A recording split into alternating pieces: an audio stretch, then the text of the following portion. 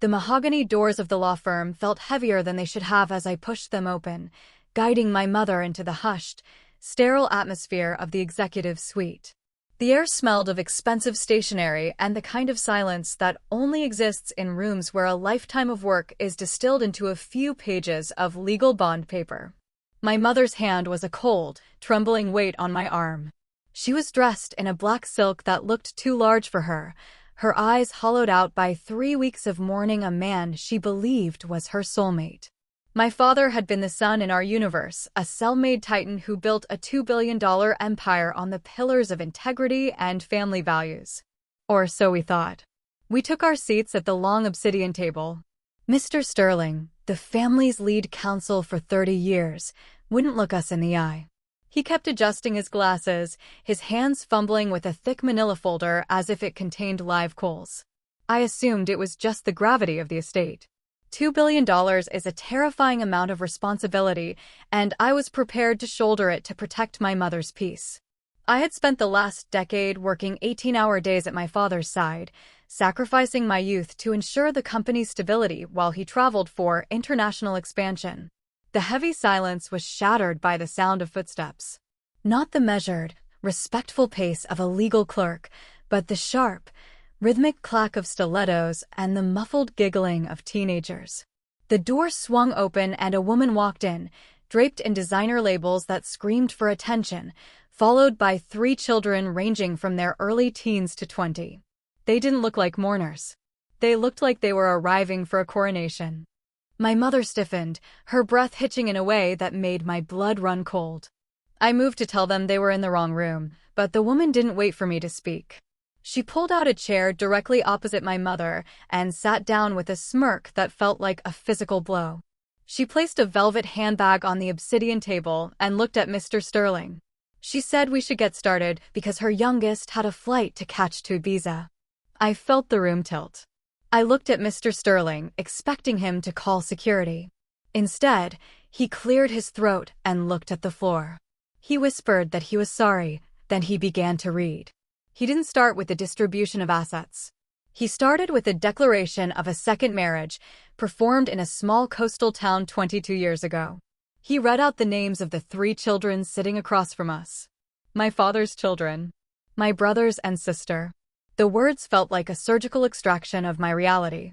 Every business trip my father took to the coast, every weekend he spent negotiating deals, while my mother sat home alone, every missed birthday and anniversary. It wasn't work.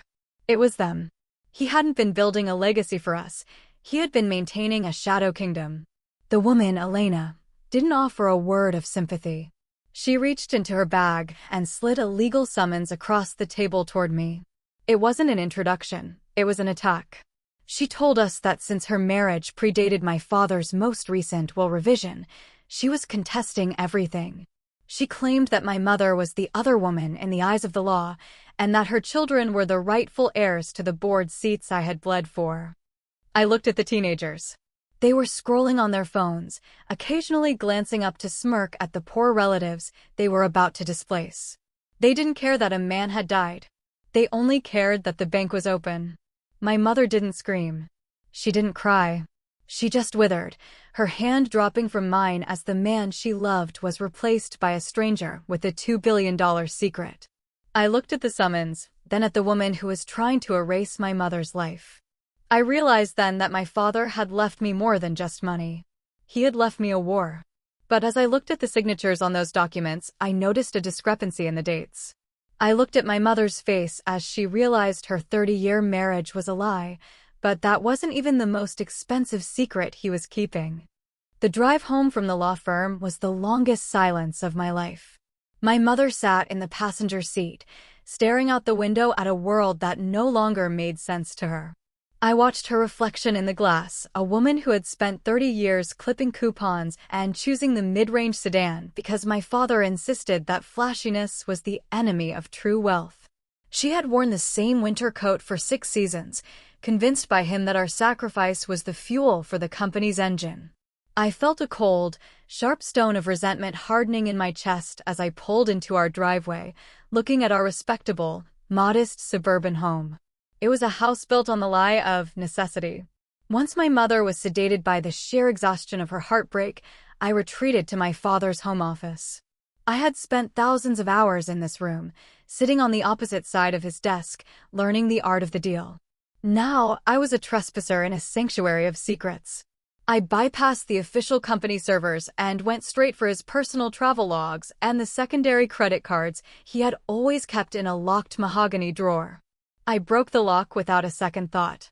As the statement spilled out, the cold burn began to settle in. I started cross-referencing dates. In 2018, my father told us he was spending 3 weeks in a shipping container terminal in Singapore to save a failing logistics contract. I remembered the grainy video calls, him wearing a hard hat, looking exhausted against a backdrop of gray steel. The credit card statements told a different story. While my mother and I were eating leftovers to keep the overhead low, he was 40 miles away in a coastal zip code, spending $12,000 on a single dinner at a 5-star resort. I pulled up the property records for the address associated with Elena's summons.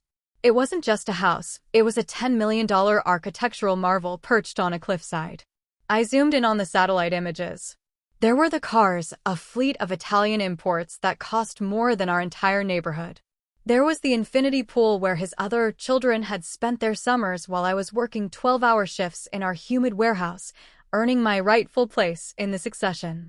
I found photos of them on a public social media profile. They were draped in the very luxury my father had warned me would soften the mind. My half-brother was wearing a watch that represented 3 years of my salary. They weren't just living, they were consuming the very lifeblood of the company I had helped build. Every time he denied me a budget increase for my department, he was signing off on a private jet for their shopping trips to Milan. Every time he told my mother we couldn't afford the kitchen remodel, he was installing a home cinema in a house we didn't know existed. The contrast was sickening. He had raised me as a soldier in his army, forcing me to earn every cent through grit and austerity, while he raised them as royalty on the spoils of my labor. I realized then that my training wasn't to prepare me for leadership, it was to ensure there was a competent worker bee to keep the cash flowing for his real favorites. He told me we had to live modestly to protect the empire. I just didn't realize which empire he was protecting. The office was cold, but my skin felt like it was simmering as I began the digital autopsy of my father's double life. I didn't go to the main accounts first, the ones the auditors saw every quarter. No, I went for the miscellaneous operational expenses and the subcontractor holding accounts that sat in the dark corners of our corporate structure. My father always told me that a business is like a ship. If there's a leak, you don't look at the sails, you look at the hull. I found the hole, and it was gaping. I pulled the records from a shell company called Apex Lifestyle Management. On paper, it was a concierge service for high-net-worth clients. In reality, it was my father's personal ATM for his shadow family. I opened a fresh spreadsheet on my second monitor. I titled it The Drain. I started with the education costs. While I had worked through college on a partial scholarship and a part-time job because my father insisted that unearned tuition kills ambition, he had been cutting checks for $60,000 a year per child for an elite international school. I saw the wire transfers for horseback riding lessons in France and a 6-figure donation to a prestigious university to secure a spot for a son who, from what I could see on his social media, struggled to form a coherent sentence. Then came the maintenance category. This was where the cold burn turned into a freezing rage.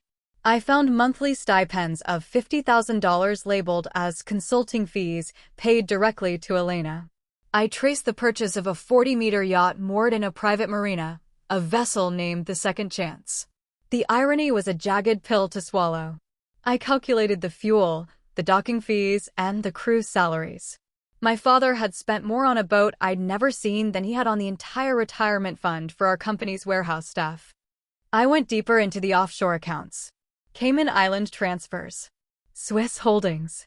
These weren't just rainy day funds, they were a systematic siphoning of the company's liquid assets.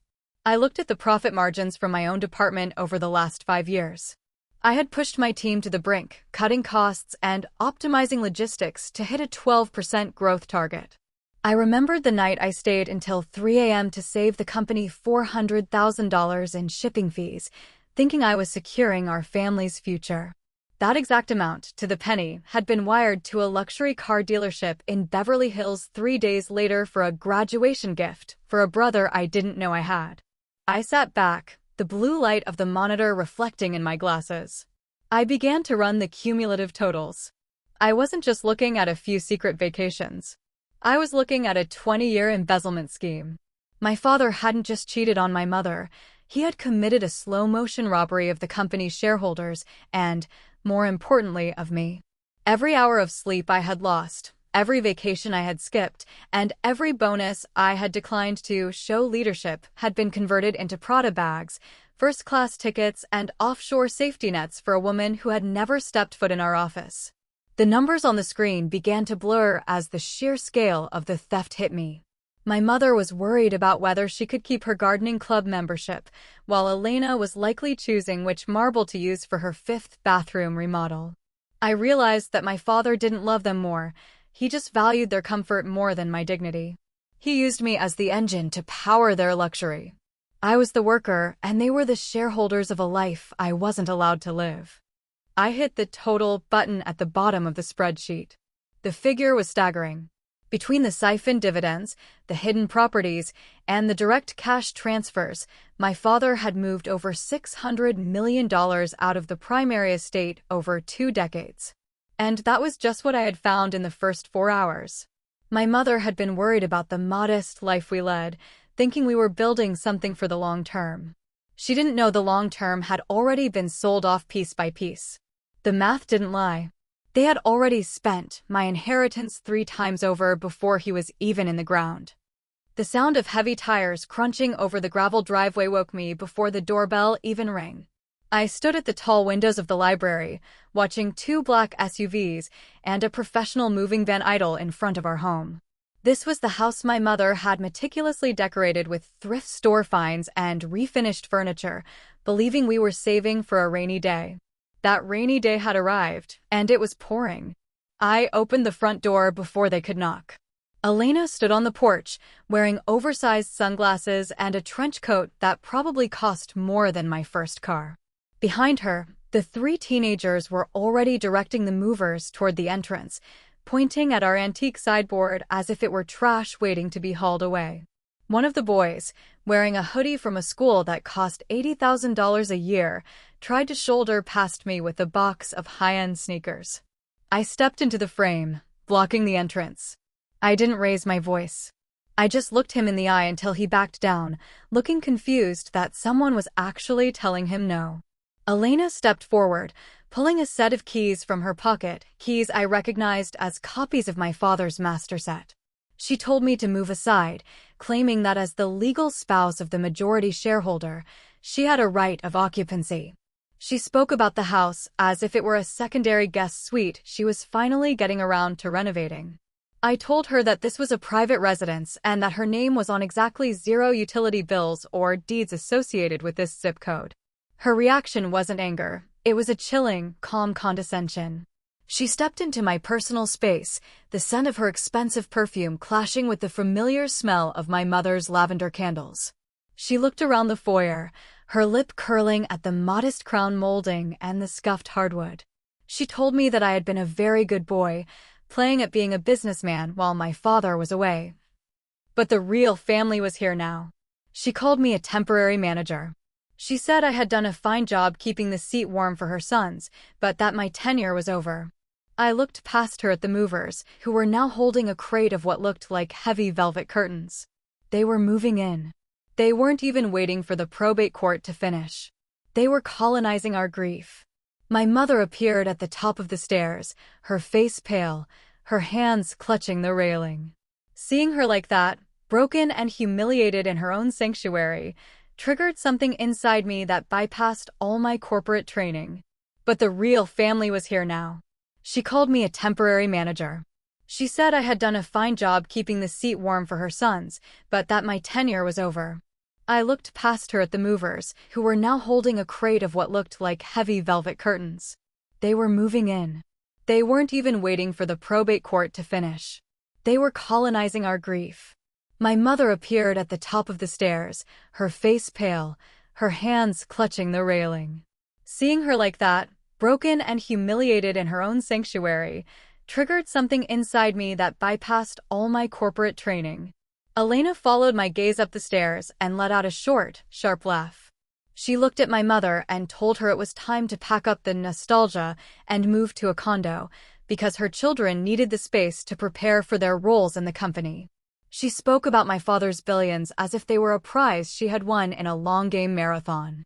She viewed me not as a brother to her children, or even a rival, but as a stubborn piece of office furniture that was being replaced by a newer model.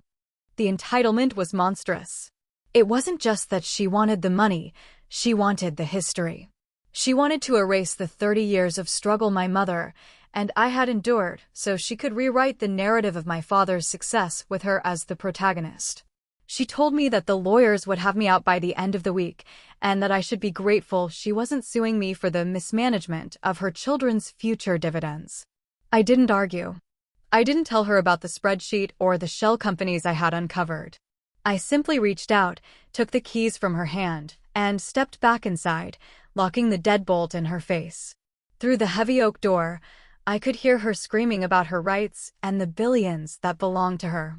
I leaned my forehead against the cool wood, listening to the muffled sounds of the secret family claiming a kingdom that was built on my mother's tears and my own sweat. She smiled at me like I was the intruder. That was the moment I stopped mourning my father and started hunting him. The notification started as a low hum in my pocket before escalating into a frantic, unending vibration that felt like a physical assault. By the time I sat down at my desk, the storm had already broken. Elena hadn't just hired lawyers.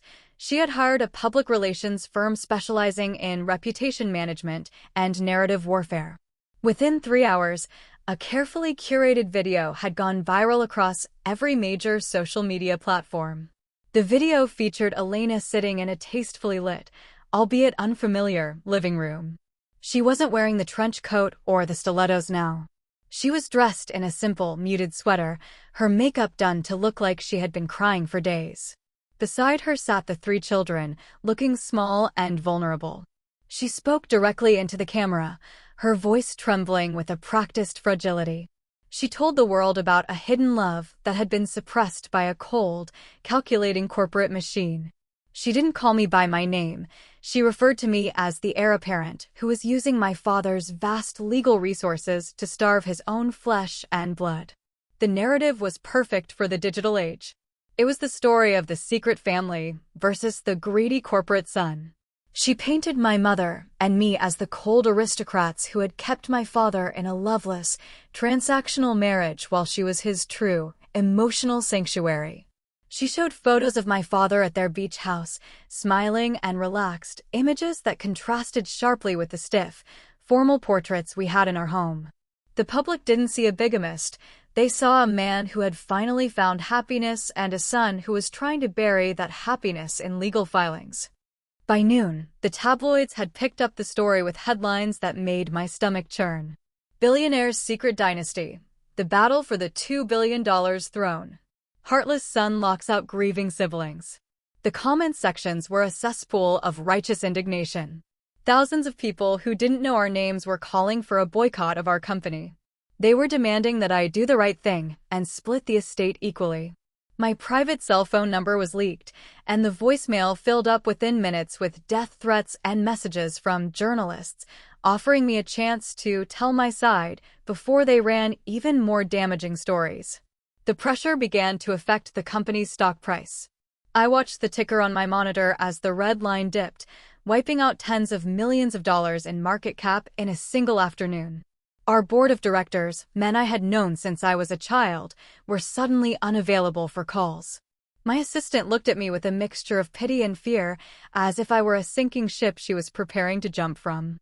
Elena had successfully weaponized the public's hatred of the wealthy against me, despite the fact that she was the one trying to secure a $1 billion payout without ever having worked a day in her life. One of the innocent children, my half-brother Julian, posted a follow-up video from the back of an Uber claiming they were homeless because I had changed the locks on the family estate. He conveniently failed to mention the $10 million cliffside mansion they actually lived in or the fact that they had arrived at my house with a moving van to displace a grieving widow. The video showed him looking at our modest front door, calling it a fortress of greed. The internet ate it up. I was the monster. I was the villain who was hoarding $2 billion while my siblings struggled. The contrast was maddening. I was sitting in an office, trying to keep a multinational corporation from collapsing under the weight of my father's sins, while they were playing the role of the victims on a global stage. My mother wouldn't even turn on the television. She sat in the darkened living room, listening to the muffled sounds of protesters who had actually found our address and were standing at the edge of the driveway with signs. They were chanting about justice for the secret children. I realized then that truth has no currency in the court of public opinion unless it is packaged as a weapon. Elena had played her hand perfectly, using the FOMO of the masses, the fear that the rich are always hiding something, to turn the world against me. She thought that the social pressure would force me into a quiet, massive settlement just to make the noise go away. She thought I would pay any price to protect the family name. But she didn't realize that the family name was already dead to me. The world hated me. My father's name was being dragged through the mud. It was time to show the world the receipts. I locked the door to the secondary server room, the hum of the cooling fans providing the only comfort in a world that had turned into a circus of lies. If Elena wanted to use the court of public opinion, I was going to use the court of forensic accounting. I sat down with a pot of black coffee and a stack of external hard drives that contained the raw, unedited logs of the Evergreen Global Foundation. On the surface, Evergreen was my father's pride and joy, a charitable vehicle that supposedly built schools in developing nations and funded clean water initiatives. It was the reason he had a saint status in the business community. But as I began to peel back the layers of the foundation's operational grants, the smell of rot became overwhelming. I started by tracing a recurring infrastructure development grant that moved $20 million a year into a holding company based in Luxembourg. For years, the board was told this money was going toward a massive irrigation project. I dug into the GPS coordinates listed in the project reports. They didn't lead to a farm or a village. They led to a private luxury development in the hills where Elena's mansion sat. My father hadn't just been using his personal salary to fund his second life. He had been siphoning money directly from a tax-exempt charity. He was using funds meant for the world's most vulnerable people to pay for Julian's car collection and Elena's jewelry. I opened a new tab on my spreadsheet, the cold burn now manifesting as a steady, mechanical precision in my fingers. I began to categorize the grants. I found $5 million labeled as educational research that were paid out the exact week his eldest secret daughter started her master's program at an unranked but incredibly expensive private university in Switzerland. I found logistics consulting fees that matched, to the dollar, the maintenance costs for the yacht I had found earlier. This wasn't just a man supporting a second family. This was a systematic, decade-long embezzlement scheme that totaled over $500 million. The scale of the fraud was breathtaking. My father had been playing a shell game with the IRS, the shareholders, and the public. By using the foundation, he was essentially getting a tax break on his infidelity. He was donating company profits to himself, then spending those profits on a lifestyle that would have been impossible on his reported income alone. I found digital invoices for a community center that, when I cross-referenced the architectural firm, turned out to be the blueprints for a private equestrian center on Elena's property. Every time he stood on a stage and accepted a Philanthropist of the Year award, he was literally wearing a suit paid for by money stolen from his own shareholders. I sat back, the blue light of the screens reflecting the sheer chaos of the numbers. If this information went public, it wouldn't just ruin his reputation, it would trigger a federal investigation that could dismantle the entire $2 billion empire. It would put Elena and her children in the crosshairs of a criminal recovery effort. They were currently claiming a share of the estate, but the reality was that they had already received a $500 million advance through illegal means. According to the law, they didn't just owe me an apology. They owed the foundation and the government every cent they had consumed. I began to compile the audit pack. I included the wire transfer receipts, the falsified project reports, and the photos from Julian's Instagram that showed him partying on the very yacht that didn't exist in the company's books. I felt a grim sense of satisfaction as I realized that Elena's viral campaign had been her biggest mistake. By thrusting herself and her children into the spotlight, she had made it impossible for me to settle this quietly. She had forced me to be transparent. She wanted the world to see her as the rightful heir to a fortune built on true love. I was going to show the world that her lifestyle was built on a mountain of corporate theft. I looked at the final tally on my screen. $512 million in fraudulent transfers. It was enough to bury them 10 times over. I realized then that my father hadn't been protecting an empire. He had been building a fortress of cards, and Elena had just invited a hurricane to blow it all down. She thought she was fighting a greedy son for a piece of the pie. She had no idea that I was holding the evidence that the pie was poisoned. I stayed in that server room until the sun began to peek through the high windows. My eyes were bloodshot, but my mind had never been clearer. I wasn't the monster she described in her videos. I was the one who was going to have to clean up the mess my father left behind, and that cleaning process was going to be surgical. I didn't need to argue with her on social media. I didn't need to beg for the public's sympathy. I just needed to hand these files to the right people. They wanted a share of the estate? Fine. I was going to give them exactly what they earned, a criminal investigation. The heavy silence of the office was broken by a knock that sounded more like a plea than an entry. Standing at my door was Arthur, a man who had been my father's head of accounting for nearly 40 years.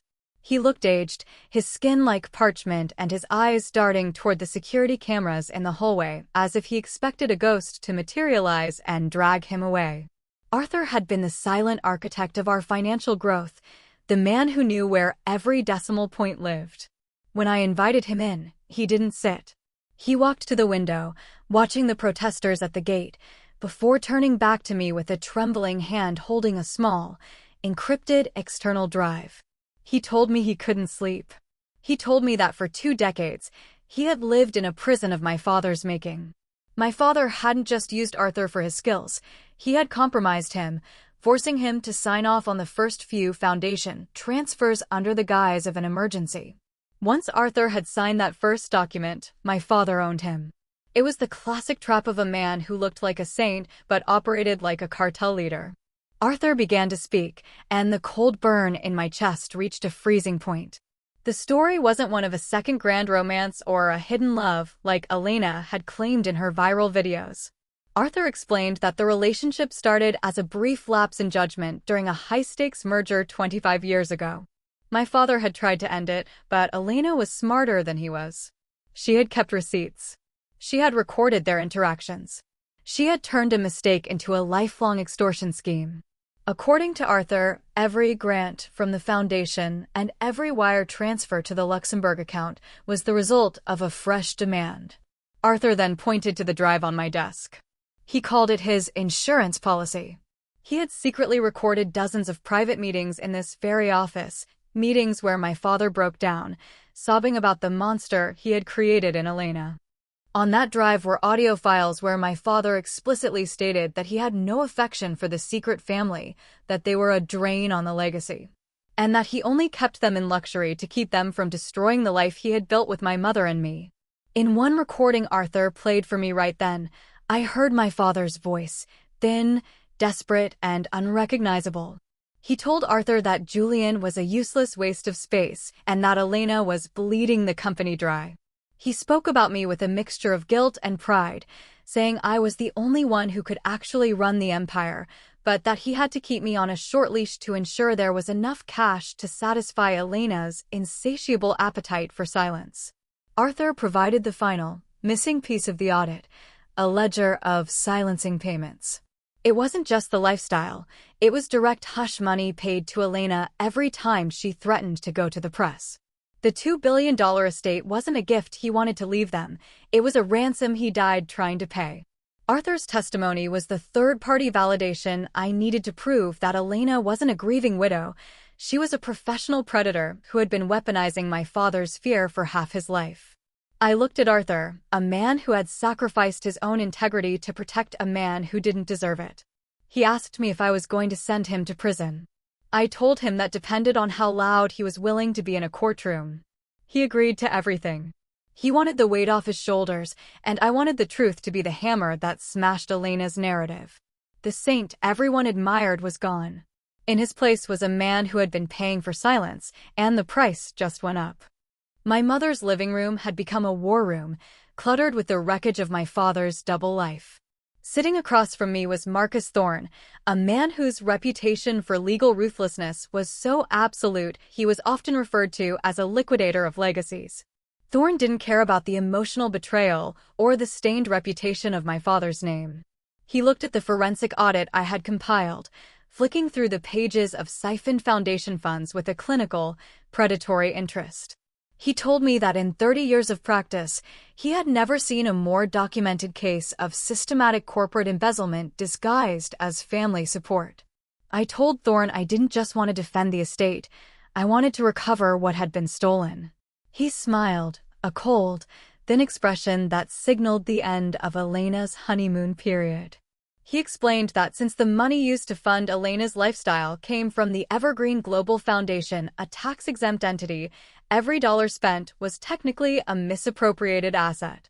Under the law, Elena and her children weren't heirs receiving a gift. They were the unwitting recipients of stolen corporate property. We weren't just going to contest her claim to the $2 billion.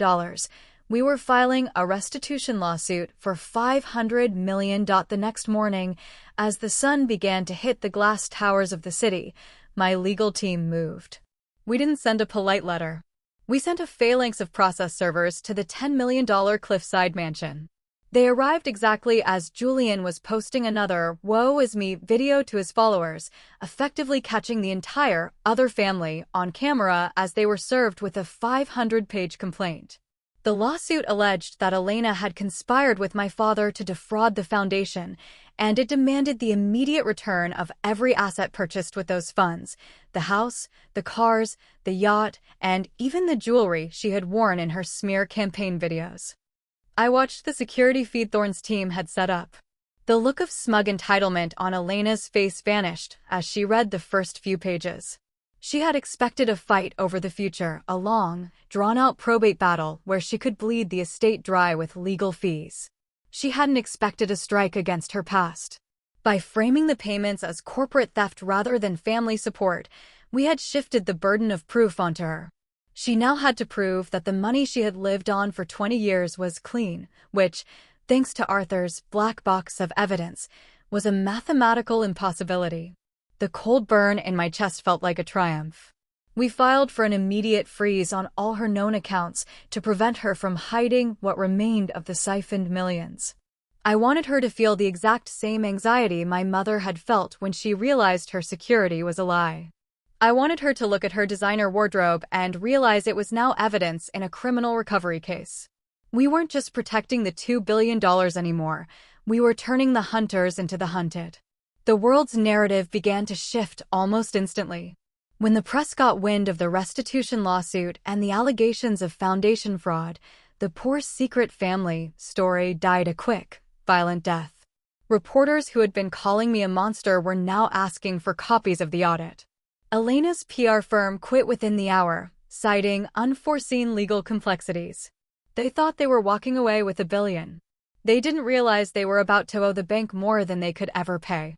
The courtroom was an amphitheater of cold marble and high stakes, the air thick with the scent of old paper and the quiet desperation of a dying lie.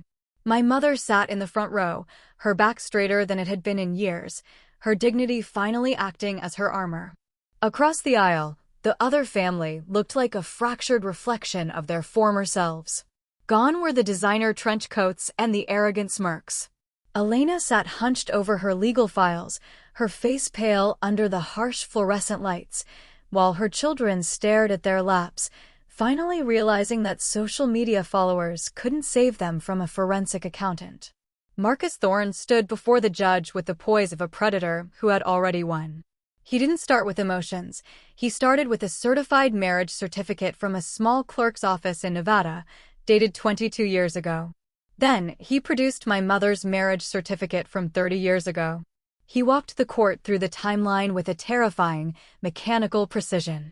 Because my father had never divorced my mother, his marriage to Elena was legally non-existent, a bigamous fraud that carried zero weight in a probate court. Elena wasn't a spouse, she was a legal stranger who had spent 2 decades participating in a criminal deception. The cold burn reached its peak when I was called to the stand. I didn't look at the gallery. I looked at the large screen behind the judge as I pulled up the final, consolidated spreadsheet. This was the document I had bled over in the server room, the financial death sentence. I presented the audit of stolen assets. I showed the court exactly how $512 million had been moved from the Evergreen Global Foundation into Elena's personal accounts. I showed the invoices for the infrastructure projects that were actually her swimming pools. I showed the charity grants that paid for Julian's hypercars. Then I delivered the killing blow. Using Arthur's insurance policy recordings, I played a clip of my father from 3 years ago. His voice filled the courtroom, cracked and weary, admitting that Elena had been blackmailing him with the threat of exposing the very fraud they were now discussing. He called her his greatest mistake and stated for the record that he wanted her to have nothing when he was gone. The children looked up, their faces contorting as they heard their own father describe them as the high cost of a moment's weakness. Elena's lawyer tried to object, his voice thin and panicked, but the weight of the evidence was a mountain he couldn't climb. Thorne moved in for the finish, presenting a motion for immediate restitution and forfeiture. He argued that because the $512 million was stolen from a public charity, Elena's entire net worth was a proceed of crime. We weren't just asking the judge to deny her a share of the $2 billion. We were asking for a judgment that would allow the foundation to seize every asset she owned to repay the debt she had helped create. The judge's face was a mask of stern, moral clarity. He looked at Elena and asked if she had any evidence to prove that even a single dollar of her lifestyle was earned through legitimate means. She opened her mouth to speak, her eyes darting toward the camera she had once loved, but no sound came out. The entitlement that had fueled her viral smear campaign had evaporated, replaced by the cold reality of a life that was about to be liquidated. She realized that by claiming a share of the estate, she had invited a level of scrutiny that had dismantled her entire existence. When Thorne sat down, the silence in the room was absolute. It was the silence of a house of cards finally hitting the floor. I looked at the spreadsheet on the screen, the red numbers representing the $500 million she now owed back to my family's legacy. It was the most beautiful thing I had ever built. Every hour of my father's double life had been accounted for, every lie had been assigned a price tag, and the bill was finally due. The judge didn't take long to deliberate. He spoke for 20 minutes about the sanctity of the law and the depravity of using a charitable foundation as a personal piggy bank for a secret life. He declared the second marriage void from its inception. He denied all claims from the secret family. And then, he signed the order for the foundation to begin the seizure of all assets held by Elena and her children. As the judge banged the gavel, the woman who tried to steal my mother's life realized she had nothing left but the clothes on her back. The liquidation of the Shadow Empire was not a celebratory event. It was a quiet, clinical cleanup of a mess that had spanned 2 decades. I stood in the driveway of the cliffside mansion as the court-appointed bailiffs hauled out the last of the Italian leather furniture and the unearned jewelry that had once been Elena's pride. Every asset sold, the yacht, the cars, the estate, was funneled back into the Evergreen Global Foundation to rectify the $500 million void my father had left behind. I ensured the foundation was reorganized under a board of transparent, third-party auditors so that it could finally fulfill its original promise to the world. For my mother, I established a secure, private trust that guaranteed her a life of comfort without the burden of saving for a rainy day. She finally sold the modest house where she had been a prisoner of my father's lies and moved to a sun-drenched cottage by the sea. Watching her walk along the shore, finally free from the shadow of the saint, gave me more satisfaction than any boardroom victory ever could. We stopped talking about the billions. We started talking about the truth. I learned that a legacy isn't built on the size of a bank account, but on the integrity of the man holding the pen. My father spent his life trying to buy silence and comfort, only to leave behind a heritage of litigation and shame. He thought he was protecting us by living a lie, but all he did was create a bomb that nearly destroyed everything. I have spent the last 6 months rebuilding our corporate culture from the ground up, proving that you don't need a shadow empire to be a titan. You just need to be honest. The protesters have vanished, the headlines have moved on to the next scandal, and the secret family has disappeared into the anonymity of the working class they once mocked. I finally have peace. The empire is stable, my mother is happy, and the debt has been paid in full. But the world of a billionaire is never truly empty of shadows. Yesterday, while clearing out the very last of my father's private files in the basement of the London office, I found a small, rusted key taped to the underside of a drawer. It belongs to a safe deposit box in Switzerland that wasn't on any list, and the name on the account isn't my father's, it's mine.